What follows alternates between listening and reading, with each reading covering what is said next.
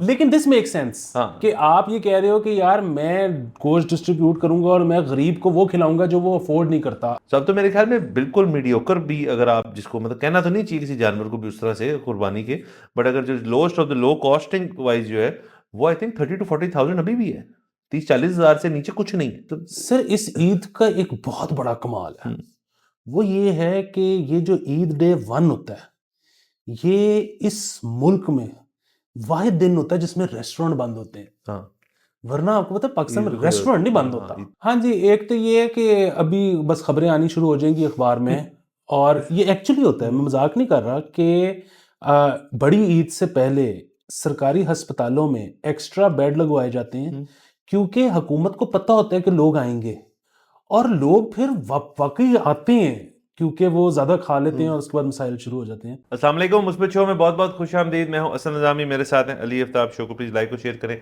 Channel को subscribe कीजिएगा। Sir कैसे हैं? सर मैं कंफ्यूज हूँ। तो क्यों? सर मैं इसलिए कंफ्यूज हूँ कि एक तरफ तो इतने ज़्यादा साल यूट्यूब करने के बाद भी हम इन्फ्लुएंसर्स नहीं बन सके, सर और दूसरी तरफ ये कि हमें पता है वो करने के लिए क्या करना पड़ता है, वो हमसे हो नहीं पाता। अब जिस तरह बड़ी ईद आई खड़ी है सर तो होना तो ये चाहिए कि हम लोगों को बताएं कि आपने ये कैसे करना है, लेकिन हम वो कॉन्फिडेंस हमने नहीं आता कि देखो मैं तुम्हें बताऊंगा कि तुमने कैसे बड़ी ईद करनी है। सर क्योंकि ये मेरे ख्याल में एक ये इस किस्म की चीज़ है जो अब लोगों में उसकी कमी है कि बहुत सारे लोग अब कहते हैं कि मैं बताता हूँ, मैं करता हूँ। जो लोग जो नहीं बताता ना वो माइनॉरिटी में जा चुके हैं, आपके मेरे से लोग जो कहते हैं कि अगर हमें पता भी है ना यार, यार एक बंदे खुद करेगा ना खुद सीखेगा। जब बंदा चीज़ खुद सीख जाए ना उसको किसी की जरूरत नहीं है, फिर आप सिखाई चले जाएंगे। सर स्पून फीडिंग नहीं हो सकती, अब स्पून फीडिंग का दौर ही नहीं है। आप ही करो एक बारी, सारा आके जिंदगी सेट हो जाएगी। सर बेहतरीन है। लेकिन इसमें ये है कि हम ना कुछ नए रास्ते दिखा सकते हैं। उसकी वजह ये है कि अगर कहीं हमें ये महसूस हो कि ये बंदा जो है ना जितना इसमें पोटेंशियल है इंजॉयज लेने का, ये उतना इंजॉयज नहीं ले रहा जिंदगी में, तो वहां हम उसको नए रास्ते दिखा सकते हैं कि ये करोगे इसमें भी लुत्फ आएगा। साहब बेसिकली कह रहे पीछे एक हाथ हो हमारा कमर पे, लेकिन पीछे हाथ हो जरूर है। बिल्कुल। और ठीक। उसकी वजह ये है कि मुझे ना ये बड़ी ईद में एक थोड़ी सी ना ये सैड बात लगती है कि यहाँ पे आपने नोट किया होगा कि अगेन बुराई कोई नहीं है, देखें मतलब, और मुझे है ना लोग जो कहते हैं कि हर चीज़ को प्रोडक्टिव होना चाहिए, मतलब ये जो है ये पूरी एक्सरसाइज प्रोडक्टिव नहीं है, ये वो भी बकवास है। एक बंदा जो है वो सारा दिन प्रोडक्टिव नहीं हो सकता। दो अगर लौंडे बैठ के शाम को बेयर पीते हैं तो इसमें क्या प्रोडक्टिव है? कुछ भी नहीं है, मतलब बुरी बात है, हर लिहाज से बुरी वो बात है। स्टीम लेट ऑफ कर रहे हैं। हाँ, तो इसी तरह आपको बैठ के कोई और किसी की एक्टिविटी, कुछ टापू खेलता है मतलब इसका तो कोई वर्ल्ड कप भी नहीं होता, ठीक है, तो आप क्या कहो? आजकल कौन खेलता है? वो लोग खेलते हैं सर, मैं ऐसे कह रहा हूँ कि वो कितना को बड़ा नाम पैदा कर लेगा ये करके, लेकिन अब अगर एक बंदा खेलता है तो आपके ख्याल में वो गलत करता है? नहीं, तो ठीक वो उसका दिल करता है वो खेलता है। लेकिन मुझे बहरहाल ये बात सैड लगती है कि यहाँ पर जो एक मुकाबला होता है कि किसका जानवर ज़्यादा खूबसूरत है, एक तो मुझे ये भी समझ नहीं आती कि खूबसूरत क्या होता है मतलब मेरी तो वो आई डेवलप ही नहीं हो सकी जो बता सके कि ये जो है ना जानवर फिट है। नेक्स्ट आगे चले। सो मैं एक और तरफ ले जा रहा था बात को, लेकिन मैं कहा ऑफ टॉपिक ना हो जाए। हाँ, सब मेरे कहने का मतलब ये है कि देखिए, मतलब ये तो बड़ी तरीन इबादतों में से एक है, इसमें कोई शक नहीं है, और जो कर सकता है उसको ज़रूर करनी चाहिए। लेकिन ये जो है ना कि हमारी स्मॉल टॉक का हिस्सा बन जाता है ये, और बेसिकली एक तो ईद से 2 महीने पहले शुरू हो जाता है कि किसने कब जानवर लेने जाना है। फिर वो ईद के दिनों में ये होता है कि जी वो मैं किसी के 6 चक्कर लग गए हैं मंडी के, किसी के 4 लग गए हैं।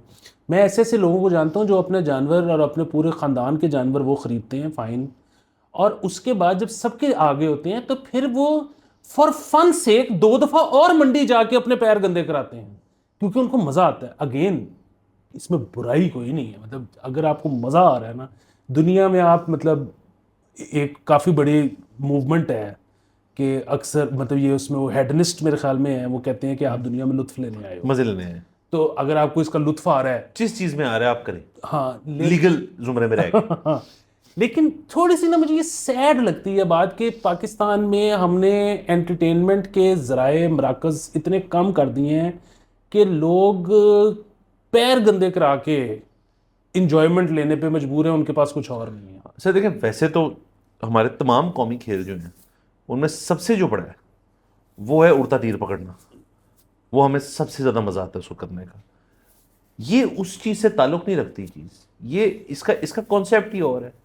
ये तो एक रिलीजियस चीज़ है जो सब ने करनी है। और अगर एक सर मोहल्ला है, एक गली है, 10-12 घर हैं वहाँ पे, ये मुकाबलेबाजी जो है ना सर, ये कभी अच्छी नहीं होती। मतलब मुकाबला तो नॉन एंडिंग चीज़ होती है। अगर आपने किसी से मैच डाल ली है, हाँ, अगर आपको पता हो अगले की पसली है नहीं, और फिर आप उसको एग ऑन करें, यार देखो मैं आज 2 मेरे पास वर्ल्ड क्लास किस्म के ये गोट्स हैं और ये भैंस है या गाय है जो भी है, और ये सब चीज़ें। अभी मैं, अब आपने खबर भेजी थी मुझे कि एक जोड़ी जो है बेल की, वो 1 करोड़ रुपए की सेल हुई है। अच्छा, क्यों? मार्केट में आई है। मार्केट में क्यों? क्या है? कहाँ से आई है? ऑस्ट्रेलियन है? ब्राज़ीलियन है? मतलब इम्पोर्टेड है? क्या क्या है ये? मुझे समझ नहीं आ रही सर। आई थिंक ये एक पैरेलल इकोनॉमी है जिसको वंस ए ईयर को महीने डेढ़ के लिए ना बहुत चढ़ जाती है, और फिर जो भी बंदा होता है वो उसके अंदर से जो मैक्सिमम कमाना चाहता है कमा ले। लेकिन इसका एक ऑल्टरनेटिव जो है वो बड़ा मनफी है।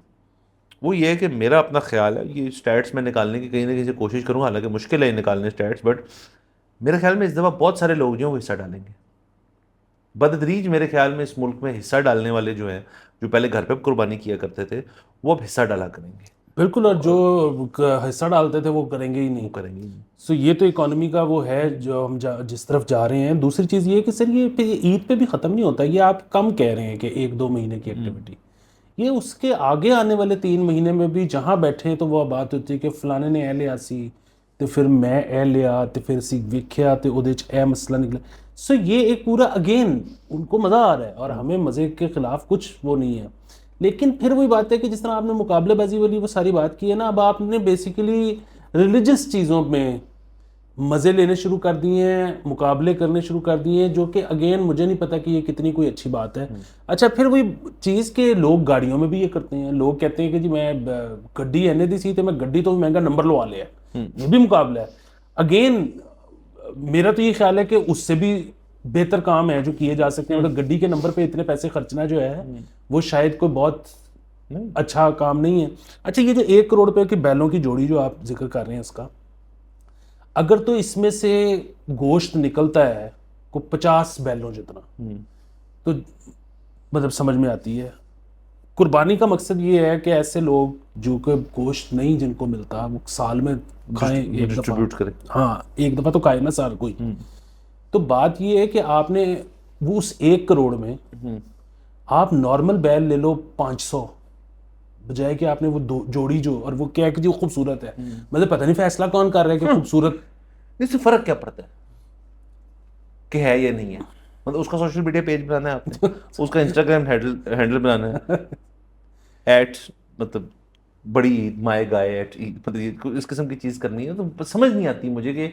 और सोशल मीडिया से इसके अंदर उसका भी कसूर है, क्योंकि पहले तो आप ये चीज़ एडवर्टाइज कर ही सिर्फ अपने घर की 4 दीवारी में कर सकते थे, अपने रिश्तेदारों को, ज़्यादा अपने हमसायों को।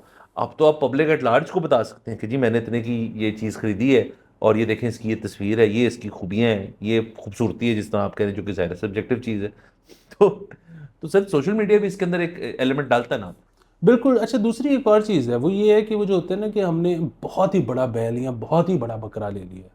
अगेन मेरा ये ख्याल है कि आप उतने पैसों में 3 ले लो बजाय कि वो एक बहुत बड़ा लेने के, क्योंकि गोश्त की डिस्ट्रीब्यूशन कितनी ज़्यादा हो सकती है इसको भी आप एक तरफ छोड़ दें। एक बकरा या एक गाय जो है वो एक ख़ास हद तक बड़ी हो सकती है। मतलब ये आप बिल्कुल इंसानों के उसमें सोच लें कि अगर एक इंसान है जो ज़रूरत से ज़्यादा बड़ा है, तो इसका मतलब है आप उसको जब किसी डॉक्टर के पास लेके जाएंगे वो कहेंगे इसमें कोई प्रॉब्लम है, ठीक है, वो उसको ट्रीट करेंगे। यानी कि ये जो आप इतनी महंगी एक चीज़ खरीद रहे हो that is unfit for eating, उसका कोई प्रॉब्लम है, उसको इलाज कराओ, आप उसको खाओ मत, उसका आपको भी प्रॉब्लम हो जाएगा वो खा के। तो ये चीज़ें जो है मेरे ख्याल में मलहूज़ सर खतर। बिल्कुल सर, तस्वीरें मैं देख रहा था, कुछ लोगों ने तस्वीरें लगाई हुई थी, वो लग रहा था कि आर्नल्ड श्वार्ज़नेगर खड़ा हुआ है, मतलब उस तरह से, और बड़ा अजीब सा लगा मुझे कि ये ठीक नहीं हो सकता। और दूसरी तरफ से दुनिया की सबसे महंगी तरीन जो बैल या गाय या जो होती है फॉर मीट कंजम्पशन जो होती है, वो तो जापान में होती हैं। जो उनकी ग्रास फेड वागू, ऑलिव ग्रास, पता नहीं क्या क्या उनमें नस्लें होती हैं, लेकिन उनका जो गोश्त है वो दुनिया में सबसे महंगा बिकता है। अब उनको आप देखेंगे, मैंने बहुत उस चीज़ को, मतलब मैंने वीडियोज देखे, उनमें एक भी जानवर जो है वो उनसे करीब करीब नहीं मिलता है जो आर्नल्ड श्वार्ज़नेगर वाली बात कर रहा हूँ मैं। तो सर वो तो दुनिया का आउट क्लास जानवर है ना, मतलब उसको, उसकी जो जिस तरह से रखा गया है, परवरिश, फीड, उसकी केयर, उसकी मेडिकेशन और सब कुछ जो है, वो तो दुनिया मानती है उसको। तो वो अगर लगने देखने में एक नॉर्मल उस तरह से लग रही है, लेकिन ज़ाहिर है उसके अंदर जो गोश्त है, उसकी मार्बलिंग की बात कर लें यार, उसकी बाकी उसकी क्वालिटीज़ की बात कर लें, तो वो आउट ऑफ दिस वर्ल्ड है। तो फिर ये वाली जो है, फिर अगेन आपकी वाली बात है, फिर खुद को मसला है, क्योंकि बेस्ट तो उन्होंने बता दिया कौन सी है। को बंदा अगर पोर्ट करे वागू, और फिर उसकी कंसर्न में आइडिया नहीं दे रहा, क्योंकि किसी ने कर लेना है कि यार पूरी हमने वागू मंगवा ली है यहाँ पे, और हम उसकी कुर्बानी करने लगे, ये अब इससे नेक्स्ट स्टेप है, मतलब बिल्कुल ही पागलपन की इंतहा हो जाएगी अगर ऐसे हुआ। लेकिन दिस मेक सेंस हाँ। कि आप ये कह रहे हो कि यार मैं गोश्त डिस्ट्रीब्यूट करूंगा और मैं गरीब को वो खिलाऊंगा जो वो अफोर्ड नहीं करता अपने खुद से पैसे खर्च जो के। यहाँ के बड़े अमीर लोग नहीं अफोर्ड करते सर, हाँ, वो तो बहुत ही, मतलब वो तो एक स्टेक ही कोई $200-400 का होता है। तो ये तो समझ आएगी ना बात। वो जो आप एक अजीबो गरीब सी चीज क्योंकि देखने में आपको अच्छी लग रही है, हमें तो समझ भी नहीं आ रही कि उसमें अच्छा क्या है, तो वो जो है ना उसकी तो किसी तरह से कोई सेंस नहीं बनती। हाँ, प्लस फिर लोग, कुछ लोग जो हैं उनकी सजावटों में भी लग जाते हैं, फिर उसके अंदर सारी फैमिली इन्वॉल्व हो जाती है घर के। हमें तो सर याद है, अब जब ईद ईद ईद करीब है, तो हमें हमें तो बचपन में याद है, जब घर पे कोई जानवर आता था तब ये डिबेट नहीं होती थी कैसा है और क्या है, आ जाता था, बुजुर्ग हमारे ले आते थे, बच्चों की एक कुछ हफ्तों की एक हो जाती थी चीज़, एसोसिएशन बन जाती थी, आया उसके बाद रोदासी भी होती थी कि जब उसके बाद कुर्बानी करनी होती थी, जाहिर है। लेकिन हाँ, तो फिर वो भी एक फैक्टर इन होती है चीज़। लेकिन सर, लेकिन ये स्टैट अगर तो ट्रू है ना कि जी हिस्सा ज़्यादा डाले जा रहे हैं और बाकी चीज़ें कम हो रही, तो ये इसका मतलब ये इकोनॉमी जो है ये स्टेबल नहीं है, ये एक अनस्टेबल सी इकोनॉमी है। इसके अंदर यही है कि जिसके पास बहुत ज़्यादा पैसे हैं वो ले सकता है जानवर। तो अब तो मेरे ख्याल में बिल्कुल मीडियोकर भी, अगर आप जिसको, मतलब कहना तो नहीं चाहिए किसी जानवर को भी उस तरह से कुर्बानी के, बट अगर जो lowest of the low costing wise जो है, वो आई थिंक 30-40 thousand अभी भी है, 30-40 हज़ार से नीचे कुछ नहीं है। नहीं नहीं, उससे नीचे खामोशी है। हाँ। दूसरी चीज़ ये कि आपने बचपन वाला जिक्र अच्छा कर दिया। सो बच्चों के पास अक्सर जानवर जो है वो बच्चों की ख्वाहिश होती है कि जी वो ईद वाले दिन ना लाया जाए, एक रात पहले ना लाया जाए, हाँ। वो ज़रा एडवांस में आ जाए कि वॉक बच्चे शॉक उसके साथ। कराएंगे, पटा डालेंगे, खेलें कूदेंगे। एग्जैक्टली हालांकि वो जाहिर है बाप माँ बाप को ये होता है कि आखिरी रात है, वो दो वजहों से होता है कि एक तो ये कि ख्याल कौन रखेगा, दूसरा अटैचमेंट ना हो जाए। दूसरा ये है कि वो आखिरी रात व्यापारी ने जानवर जो बच गया होता है वापस लेके जाना होता है तो वो सस्ता दे देता है। लेकिन बच्चे कहते हैं महंगा ले आओ, पहले ले आओ। जो इसमें बुनियादी बात है वो ये है कि ये अगर आप जानवर ले आए हैं और वो आपने बच्चों के रहमो करम पे छोड़ दिया, मैं इसमें कोई शक नहीं कि बहुत ज़्यादा बच्चे बहुत ज़्यादा प्यार भी करते हैं, और बल्कि शायद ज़्यादातर बच्चे प्यार तो बहुत ज़्यादा करते हैं, लेकिन ना अक्सर बच्चे काफ़ी सैडिस्ट भी होते हैं। मतलब माँ बाप को अंदाज़ा नहीं होता कि उनके बच्चे जो हैं वो मारते बाकायदा हैं। कुत्ते के बच्चे हैं। तो वो बड़ा ख्याल रखने की ज़रूरत है कि ये अच्छी तरह, कई दफ़ा मैंने खुद देखा कि बच्चे ट्रीट नहीं कर रहे होते जानवरों को।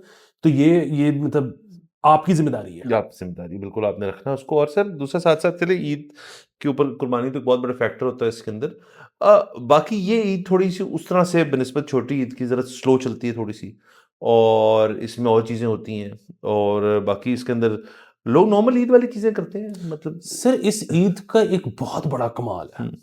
वो ये है कि ये जो ईद डे 1 होता है, ये इस मुल्क में वाहिद दिन होता है जिसमें रेस्टोरेंट बंद होते हैं। हाँ।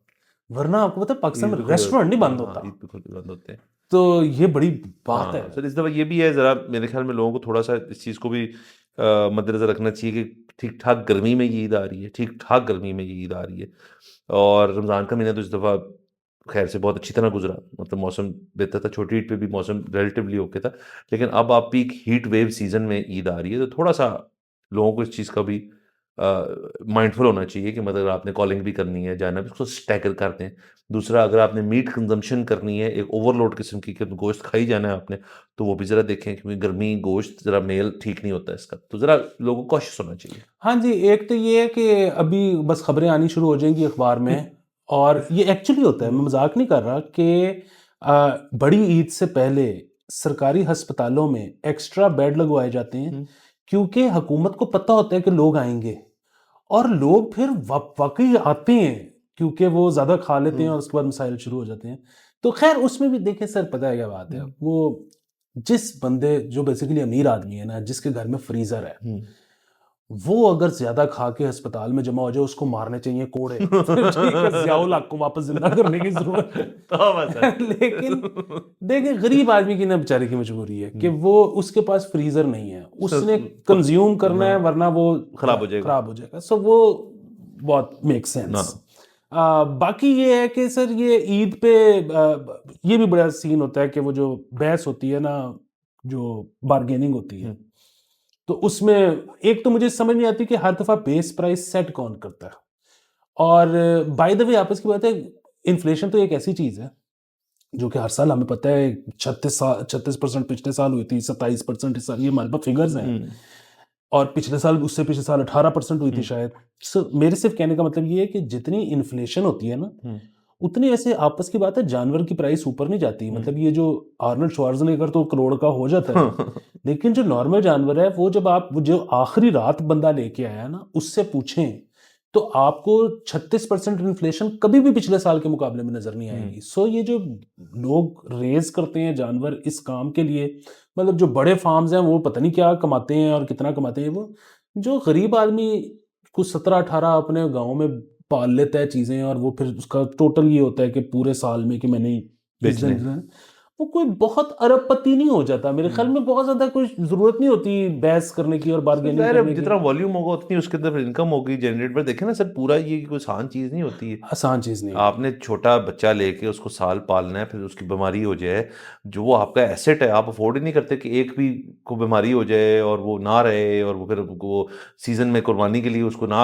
आप ला सकें, और ऐसे कुछ 1 से 2 हो जाए, 2 से 4 हो जाए, कुछ सीरियस किस्म की बीमारी हो जाए। ये मतलब जो लोग पोल्ट्री का काम करते हैं वो आपको बता सकेंगे कि वेटनेरियन जो होते हैं, वेट्स होते हैं, उनकी कितनी लाइफ जो होती है वो बड़ी बड़ी सख्त होती है। मतलब एक वेट जो होता है पोल्ट्री फार्म वगैरह पे, और ये जो डेयरी फार्म्स होते हैं, बड़ा टफ काम होता है, क्योंकि जानवरों को आपने बिल्कुल सही सेहतमंद तंदुरुस्त रखना होता है। वो अगर पोल्ट्री के लिए हो या डेयरी के लिए हो या कुर्बानी के लिए हो, तो ये काम मुश्किल है, मुश्किल है। और सर सख्त काम, जिस लेबर तरह आपने इंटेंसिव कहा है है। ना, लेबर इंटेंसिव काम है। मुझे अच्छी तरह याद है वो पुरानी नारकली में वो जो नहीं सारे फ्रूट वाले जो बैठे हुए 7-8 इकट्ठे, तो वो इसी तरह को 52 डिग्री सेंटीग्रेड, हम उधर, हमारा तो बचपन सारा उधर ही गुजरा है पुरानी नारकली, तो वो हम वो बैठे हुए, तो वो पता नहीं क्या हुआ, तो मैंने कहा यार वो बेचारा देख किस तरह। तो वो हमारा एक दोस्त वहीं जो रहता था पुरानी नारकली में कहता है कि ओए बेचारा बेचारा कोई नहीं, तेरे प्यो को ज्यादा पैसे कमांदा है वो। मैंने कहा यार लाजमी कमाता होगा, लेकिन मेरा प्यो इस वक्त एसी लगा के घर बैठा हुआ है, ये धूप के नीचे धूप के खड़ा नीचे हुआ है, खड़ा तो हुआ ये है। मतलब बड़ा फर्क है लाइफ सर स्टाइल का। सर तो ये इसलिए भी मुझे लगता है कि काम सख्त है। बाकी वही बात है कि मेरा ये ख्याल है, अगेन लोग अपने शौक से करते हैं और जो भी शौक से वो करते करें, हैं हमें कोई नहीं करें, मसला। लेकिन बहुत जरूरी है कि एंटरटेनमेंट के और एवेन्यूज क्रिएट किए जाएं। उसके बाद भी लोग अगर करेंगे तो फिर जबरदस्त है, हाँ। लेकिन उसके बाद ये पता लगेगा कि लोग ये शौक से कर रहे हैं या सर वैसे कुछ मैं करने को ये नहीं है। शौक और वाली चीज़ है ना सर, ये कोई शौक नहीं होता कि आप ना, आपके पास इनकम बहुत ज़्यादा, आपके पास पैसे हैं फर्ज करें, और आप ये शौक शौक तो तब है ना जबकि यार आप कहो यार ये बड़ी ईद खत्म हुई है, अब मैं ना 2-4 ना, मेरे पास ज़मीन भी है, सब कुछ है, मैं खुद पालूंगा और अपने लिए ही उसको उनको रखूंगा, उनकी कंजम्पशन के लिए, मेरी सारी उनको फीड होगी, सब कुछ होगा, सब कुछ उनको बड़ा करके फिर कुर्बानी के लिए अपने खानदान में लोगों को दे दूंगा या खुद कर लूंगा। ये शौक है कि मैं आपको जानवरों का शौक है। दूसरी जिसकी हम बात कर रहे हैं वो है दिखावे का शौक। दिखावे के शौक कभी भी ठीक नहीं होता। मतलब अगर आपके पास ज़्यादा पैसे हैं तो उसका दिखावा जो है वो कोई इतनी अच्छी मुस्बत चीज़ नहीं है। सो अगेन अगर आपको बहुत शौक है तो फिर तो हम आपके साथ हैं, फिर तो आप सर्विस कर रहे हैं। मतलब आप कह रहे हैं कि मैं पूरा साल एफर्ट भी करूंगा, मेहनत भी करूंगा, और उसके बाद मैं इनसे शायद मैं वो अर्निंग भी नहीं करूंगा। मतलब मैं बेसिक फर्ज करें, बंदा कहता है मैं कॉस्ट पे रिश्तेदारों को दे दूंगा, या खुद मेरा कॉस्ट तो निकल गई ना उसकी, मतलब जो भी उसने अपने ऊपर कंज्यूम कर लिया, तो ये बात से हो सकती है। दूसरा तो नहीं कि दिखावे का शौक है। हाँ मतलब, और वो दिखावे वाली वही चीज है कि हम इस, ये जो लोग $6 लाख की वाइन पी जाते हैं, आई एम श्योर होगी वो बेहतर, लेकिन फिर भी बात है कि नहीं बनता।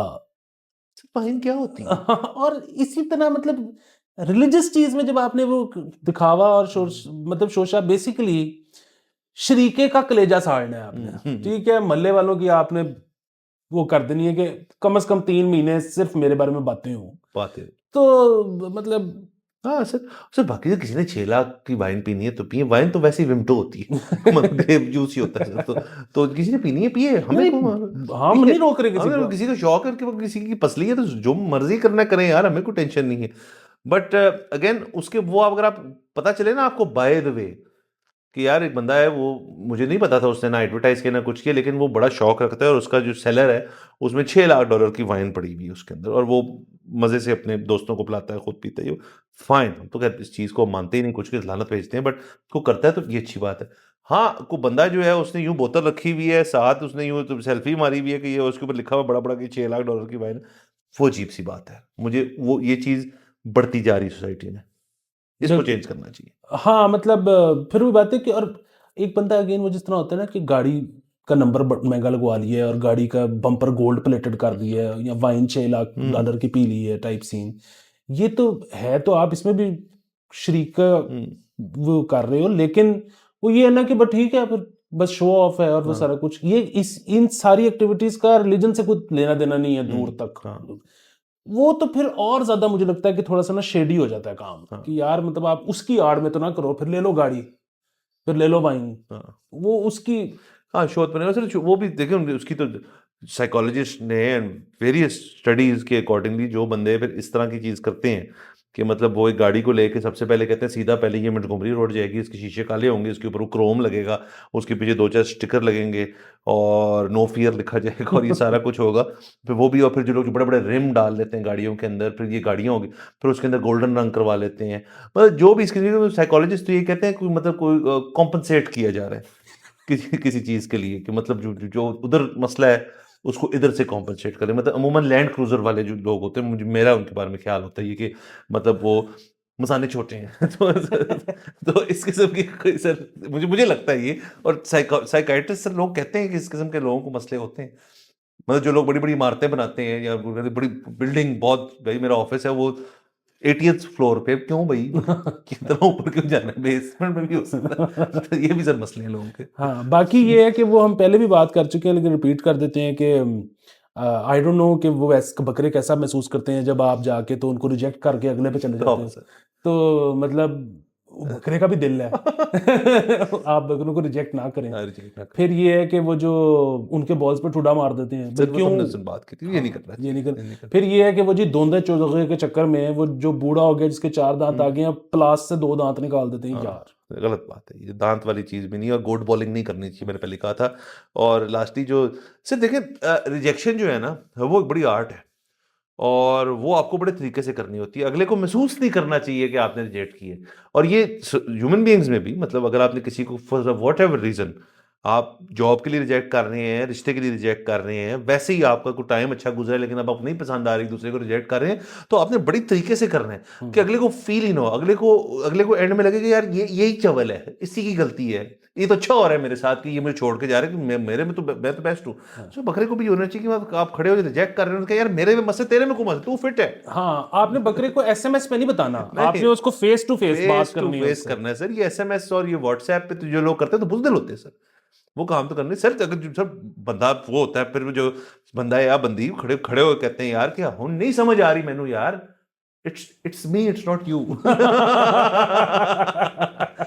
सर वाह सर, ये तरीका सर, इजाजत ले सर प्लीज, मेरे ख्याल में आज जितना को ज्ञान हमने बांट दिया बड़ी ईद पे। थैंक यू सो मच, अच्छे अगले एपिसोड में मुलाकात होगी। खुदा हाफिज।